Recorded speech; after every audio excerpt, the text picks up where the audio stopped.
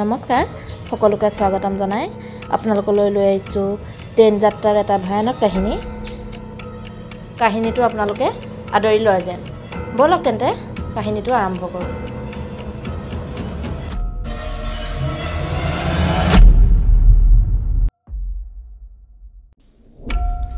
শীতৰ এটা সেমেকা ৰাতি ফিৰফিৰীয়া বতাহজাকে পৰিৱেশটো আৰু সেমেকা তুলিছে। তেতিয়া সময় প্ৰায় ৰাতি 12 বাজিছে আৰু এটা ষ্টেচন পাৰ হোৱাৰ পিছতেই ৰঞ্জনে নামিবলগীয়া ষ্টেচনটো পাব। নিজন নিশা চাৰিওফালে নিতাল নিস্তব্ধ। দিনজোৰা ভ্ৰমণৰ অন্তত সকলো টোপনিত লালকাল। ইমান পাৰে ৰঞ্জন ঘৰেই পালেগৈহেঁতেন, কিন্তু ট্ৰেইন অহা লেট হোৱাৰ বাবে বহুত দেৰি হৈ গ'ল। ককায়েকে তাক ষ্টেচনৰ পৰা নিবলৈ অহা কথা আছিল যদিও মাজনিশা হোৱাৰ বাবে আহিবলৈ মানা কৰিলে আৰু ক'লে যে সি নিজে কিবা এটা মেনেজ কৰিব।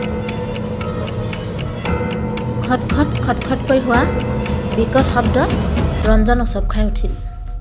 মানুহবোৰৰ কোনো উমঘামেই নাই। হয়তো আহিবলগীয়া ষ্টেচনটোত নামিবলগীয়া যাত্ৰী সিয়েই। সেইবাবে হয়তো সিহে সাৰে আছে নামিবৰ বাবে সাজু হৈ। তীব্ৰবেগী ট্ৰেইনখন আগবাঢ়ি গৈ থাকিল।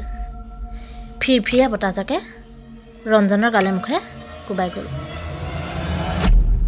খটখট আকৌ একেই শব্দ।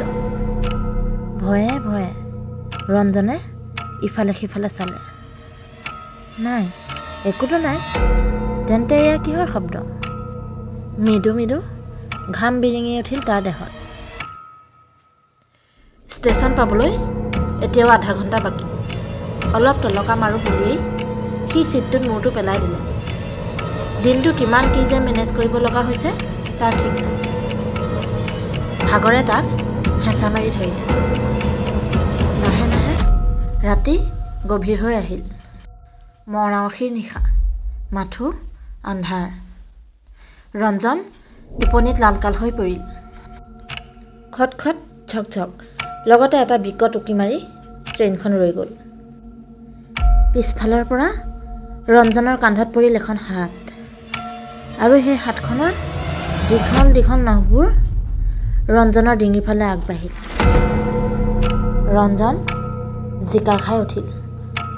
চাওঁ নাচাওঁকৈ ভয়ে ভয়ে সি পিছলৈ ঘূৰি চাই সি যি বিভৎস দৃশ্য দেখিলে সি হতভম্ব। কুঁৱলী যোৱা এখন নাৰীৰ মুখ দীঘল দীঘল নখবোৰেৰে সৈতে ক্ষীণাকায় হাত দুখন মেলি তাৰ ফালে চাই আছে। গোটেই ডবাটোত ভেকেটা ভেকেট গেলা গোন্ধ। তাতকৈও আচৰিত হ'ল সি তাৰ চিনাকি মুখখন দেখি।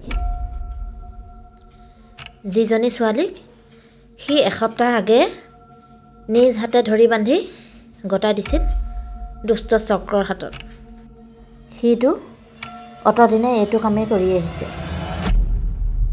প্ৰথমে মিঠা মিঠা কথাৰে ছোৱালীবোৰক ফুচুলাই প্ৰেমৰ জালত পেলায়।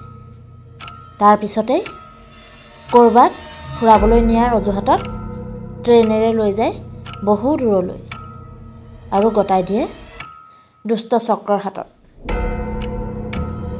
যিজনী ছোৱালীৰ এসপ্তাহৰ আগেয়ে মৃত্যু হৈছে, সেইজনী ছোৱালীৰ যদি অৰ্ধগলিত দেহ তাৰ চকুৰ আগত থিয় দি থাকে, তাতে ট্ৰেইনৰ অন্ধকাৰ এটা খালী ডবা, তেতিয়া বাৰু কি হ'ব পাৰে? ৰঞ্জনৰ বাকীবোৰ আৰু মনত নাই। এসপ্তাহ আগেয়ে মৃত্যু হোৱা সেই ছোৱালীজনীৰ বিভৎস ৰূপ দেখি থিতাতে সি মূৰ্ছা গ'ল। ৰঞ্জনে সাৰ পাই নিজকে আৱিষ্কাৰ কৰিলে হস্পিটালৰ এটা কোঠাত। ককায়েকে কোৱা মতে সি বোলে নামিবলগীয়া ষ্টেচন পাৰ হৈ ট্ৰেইনৰ শেষ ষ্টেচনটো পাইছিলগৈ, য'ত নাছিল কোনো যাত্ৰী। ষ্টেচন মাষ্টাৰে তাক উদ্ধাৰ কৰিছিল অচেতন অৱস্থাত আৰু তাৰ ফোনৰ যোগেদি যোগাযোগ হৈছিল ককায়েকৰ লগত। কথাখিনি শুনাৰ পিছত ৰঞ্জনৰ মনত পৰিল সি যে অলপ সময় জিৰণি লওঁ বুলি ট্ৰেইনৰ চিটত মূৰটো পেলাই দিছিল, তেতিয়াই সি নামিবলগীয়া ষ্টেচনটো এৰি থৈ আহিছিল। আৰু সকলো যাত্ৰী নামি যোৱাৰ পিছতেই তাৰ লগত এই ঘটনাটো ঘটিল।